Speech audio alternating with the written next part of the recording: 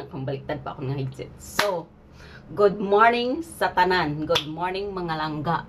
Sa tanan din ha. Labi na sa mga single mom. I'm proud of you. Because, char. Usapod ba ako ka single mom, char.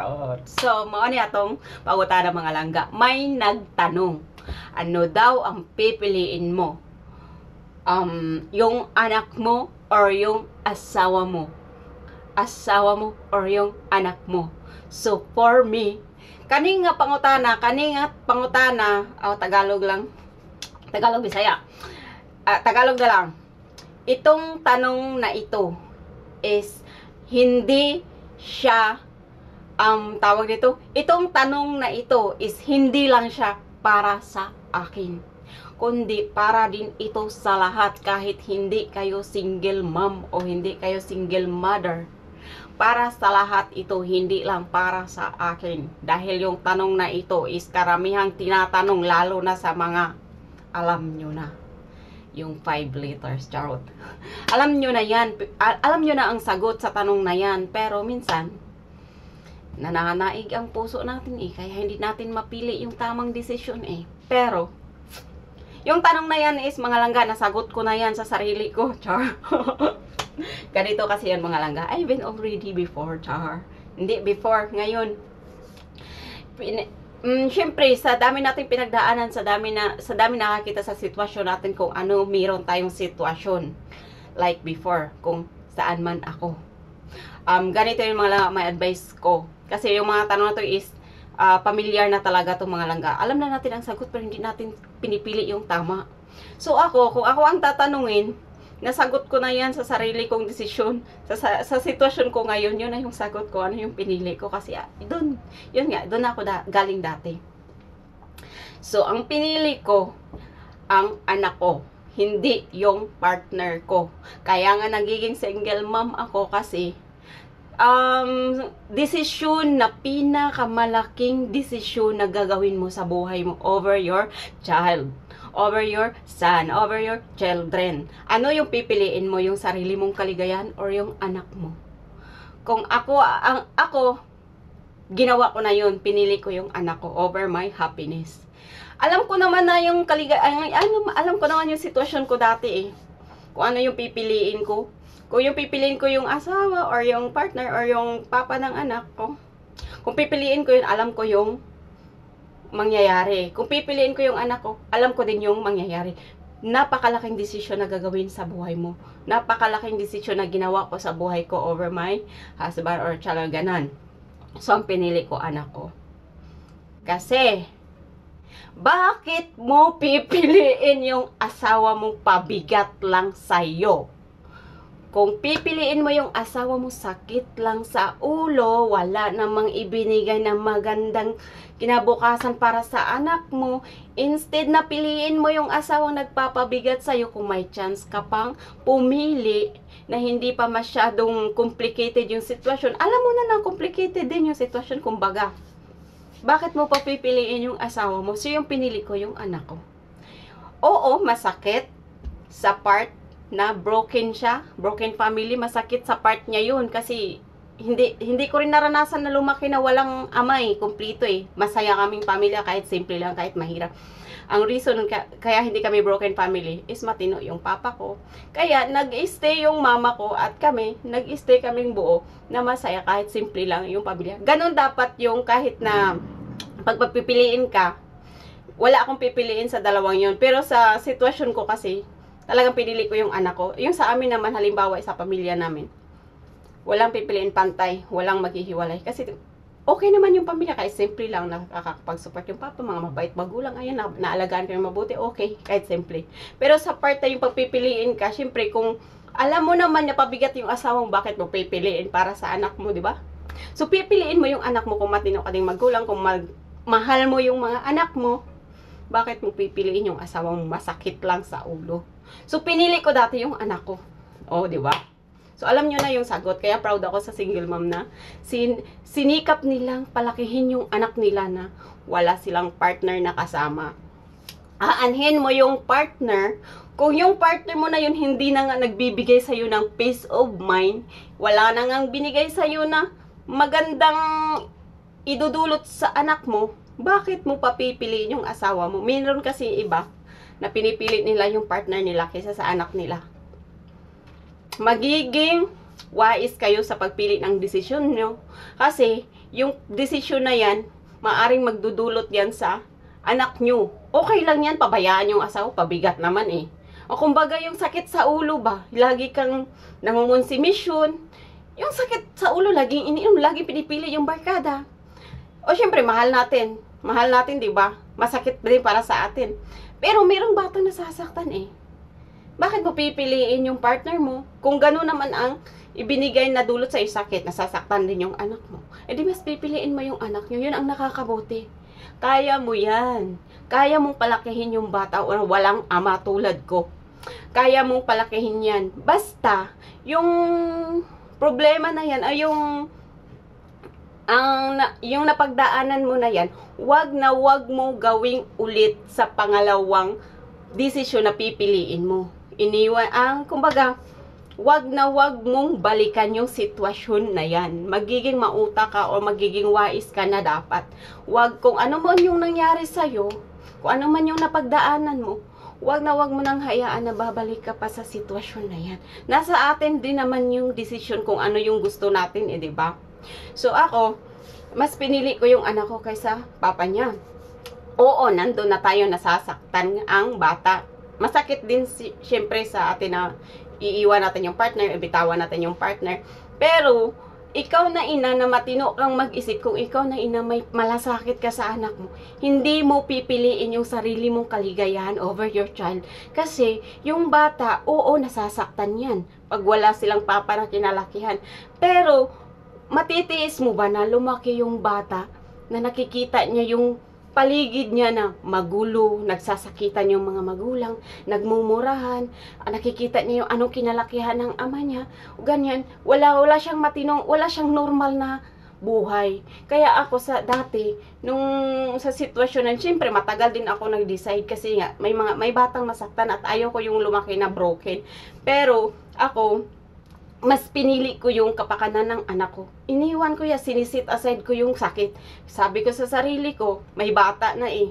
Kailangan magdesisyon ako ng maayos na ikakabuti ng anak ko. Di bali na yung feelings. Oo, masakit, mawawala din naman yun. Kaltagalan. Matutunan mo din mamuhay ng mag-isa na kasama yung bata. So, ang ginawa ko, pinili ko yung anak ko. Dahil, tapos, ang haba na ng explanation ko kasi ito madami talaga yung mga ganitong sitwasyon na minsan nagpapakamartyr sa isang sitwasyon na bata na yun ang masyadong naapektuhan. Siyempre, masakit sa akin yun kasi lalaki yung bata na walang anak. Pero mas pinili ko yung sitwasyon na yun na hindi niya makasama wala siyang buong pamilya. Kaysa kasama niya yung buong pamilya na nakikita niya yung hindi na maganda yung mga nakapaligid sa kanya. Kaya nga yung mga bata na iba nagre-rebelde. Nakikita yung mga ginagawa ng mga magulang ginagawa din ng anak. Kasi yun ang nakikita, ayoko ng ganun. Kaya nagiging ako sa decision ko dati, na alam kong sobrang hirap pero alam ko kaya ko. Kaya sabi ko, nandun na yung bubuhayin mong mag-isa yung bata. Nandun na yung nasasaktan ka. Nakikita mo yung bata na lumalaki na walang, pero tiniis ko lahat yun. Pero hindi ko pinagsisihan kasi kung pinilit mo yung bagay na yun o yung sitwasyon na yun na mag-stay ka, na magulo na yung nakapaligid sa bata at lumaki siya ng ganun, ano yung resulta sa iniisip ng bata at ano yung kinalakihan ng bata? Mawawala na siya sa tamang pag-iisip kasi nakikita niya yung ganito. Minsan yung mga bata kaya sumasagot sa mga magulang kasi hindi na mapangaralan kasi ganyan ka naman, ganito ka naman, ganito, bakit mo ako sinasabi ng ganito? Hindi mo na siya madisiplina. Kaya dati yung pinili ko yung anak ko kasi gusto ko mabuhay siya ng maganda, yung may disiplina, mapalaki siya ng maayos at may respeto at yung hindi siya matulad sa iba na basta na lang yung mga magulang, depende din kasi yan sa pagpapalaki. Kaya yun ang sinasabi ko na wala namang masama kung pipiliin mo yung anak mo over your husband or your partner. Kung yung partner mo ay nagpapabigat sa loob mo, yung partner mo nagpapabigat sa pamilya nyo, kung wala namang naibigay ng magandang idinulot, okay lang sana kung simple, simpleng buhay lang, hindi mapera, ganyan. Basta yung partner mo matino, hindi bulakbol, hindi barkada inuuna, hindi yung buhay binata kahit na may pamilya na. Okay naman mag-enjoy. Basta mag-set ka ng boundary or yung limitasyon. Wala namang masama mag-enjoy. Basta ilagay mo sa utak mo na may pamilya at yung may pamilya maapektuhan ba, okay lang yan talaga mag-enjoy. Walang problema yan. Normal lang yan kasi kahit tayong mga babae, ganyan din. Basta ilagay lang sa tama. Pag sobra-sobra naman, nandun na maghapon, nakainom. Nandun na yung hindi na iniisip ang pamilya, iniisip na lang sarili nila, nasa barkada, ganun, nagsusugal. Yung pag-i-enjoy is normal lang talaga yan, yung pag-i-enjoy. Pero, wag sobraan. Kasi pag nasubraan, yun nga, ang sobra is pangit na talaga ang sobra. Pag nasubraan, hindi na talaga maganda. Kaya kung alam nyo na sa sarili nyo, kung kaya nyo namang buhayin yung anak nyo mag-isa, bakit hindi nyo pipiliin yung mga anak nyo? Diba? Kaysa mapalaki silang hindi maganda yung napaglakihan nila. Kaysa yung pipiliin mo yung asawa nila. Meron ngang iba, iniiwan yung anak, pinipili yung asawa. Anong klaseng ano yan, nanay? Nag-anak ka pa para iwan yung anak mo para sa isang ano lang, pinili mo yung partner mo, hindi naman yun maganda. Kaya yung meron ibang mga anak na hindi na pinapansin mga magulang kasi yun ang ipinakita sa kanila. Iniwan lang na walang pakialam yung mga magulang. Kaya kayong mga mama, piliin nyo din yung magandang desisyon. Hindi naman basta-basta talaga yan magde-decide. Basta, tingnan nyo din yung sitwasyon nyo kung ano ang maganda. Pero mas mabuting piliin nyo yung anak nyo at palakihin nyo ng maayos. Single mom, hindi kaya? Kaya yan. Kaya ko nga. Kaya nyo din. Kaya nyo talaga yan. Basta, huwag nyo nang ulitin yung mga ginawa nyo dati, na naranasan nyo na, huwag nyo nang hayaang sarili nyo na babalik kayo dun. Magsikap kayo, tiis. Nandun talaga yung tiis. Kasi sa pagtitiis, doon natin nakakayanan yung mga, doon natin nakakayanan yung mga problema. Pero, pagkatapos niyan, malalagpasan din natin yan. Basta wag ka lang sumuko. Yung pag-aalaga ng anak na mag-isa, hindi madali. Masasaktan ka talaga kasi nakikita mo yung anak na lumaki na walang ama. Alin ba yung mas masakit? Yung ikaw nasasaktan, pati yung anak mo, or yung isa lang yung iiwan mo yung partner mo para sa kinabukasan ng anak mo at magandang kinabukasan kaysa yung manatili kayo, lahat kayo nagsasakitan na hindi na maganda para sa bata. Kaya mas piliin nyo yung anak nyo. Ngayon, sa mga hindi pa nag-asawa, sa mga hindi pa wala pang anak, wag na wag muna kayong mag-asawa. Hindi madali. Kung ayaw nyong magiging single mom kayo, ako yung naranasan gusto kong i-share para meron din kayong napag-aralan. Hindi naman din lahat siniswerte pero dapat alam nyo na yun yung tama. Kaya yung akin, sinishare ko yung mga experience ko kasi yung iba kasi hindi sila hindi nila na ano sa utak nila ba yung walang nakakapag-advise ng maganda. Meron minsan nag-a-advise, pinapagalitan pa, hindi din yun maganda. Kung mag-advise ka, dapat ipaliwanag mo, walang galit-galit ganyan. Kasi mas lalo magre-rebuild yan. Kaya kung ako sa inyo, kung alam nyo na yung tamang sagot, kasi sa akin sinagot ko na, dan, ganyan din yung sitwasyon ko na, yan, sa tanong na yan, kaya sinagot ko, mas pinili ko yung anak ko kaysa sa papa niya or sa para sa magandang kinabukasan niya. Mahal ko anak ko, kaysa sa yung asawa, marami naman yung asawa. Pero kung mabait naman yung asawa, bakit mo naman pipiliin yung dalawa? Gusto mo ng buong pamilya, diba? Ang sa akin lang, kung nandyan kayo sa sitwasyon na hindi maganda, tapos kailangan nyo nang pumili, piliin nyo yung anak nyo. Kaya nyo yan, kaya nyong buhayin. Walang hindi kaya sa mga magulang na hinahangad yung mabuti ang kapakanan ng anak. Walang masama sa magdesisyon ng isa lang ang pipiliin. Kung yung buhay mo naman at yung kapakanan naman ng anak mo ang madadamay naman.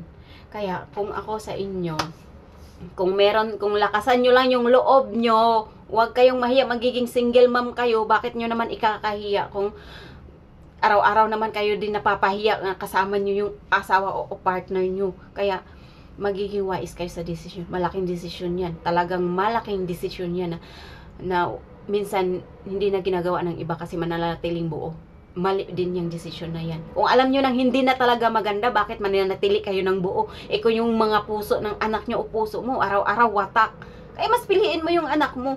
Nasasaktan ka, ngayon lang yan, makaka-move on ka din. Magiging okay ka din. Eh kung yung okay naman yung partner mo, bakit ka papipili? Siyempre, hindi ka pipili. Kung maganda na, ay kung okay naman yung partner mo, hindi naman sakit sa ulo, ganyan. No?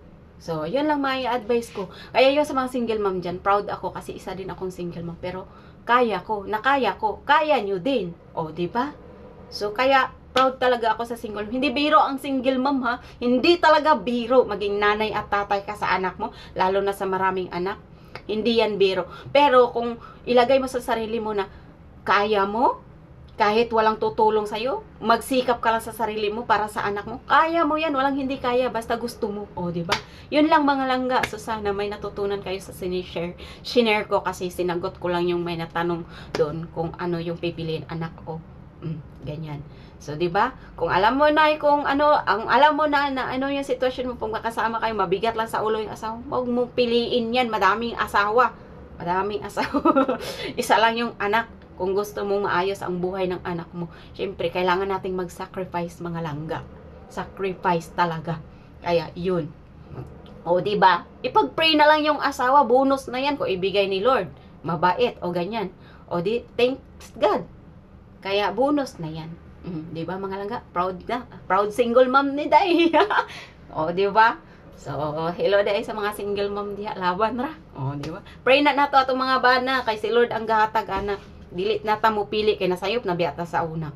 So ipangayoon naton ani Lord, ihatag man ni Lord sa tama na panahon. O di ba mga langga? So i-pray lang po ko ninyo na po. Char. Bye.